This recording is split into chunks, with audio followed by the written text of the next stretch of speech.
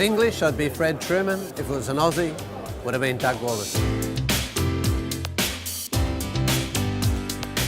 Biggest six hit off me was probably Viv Richards. Well, the best six, because it didn't go very high, but it went pretty hard. Do I have a party trick? Maybe probably drinking too much. My first test.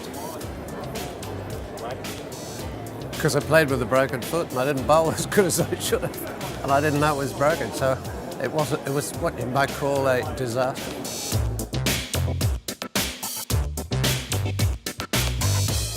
Worst haircut in the Aussie Test team in my day, Rod Marsh.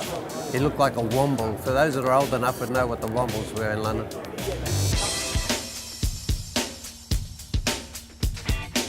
The dullest in the changing room?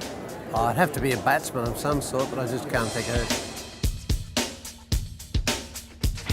Best dancer in that side, they're all rubbish.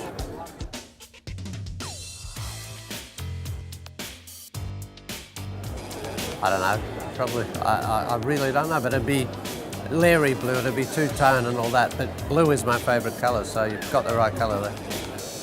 Text cricket to 70123 to donate £5 to Cricket United.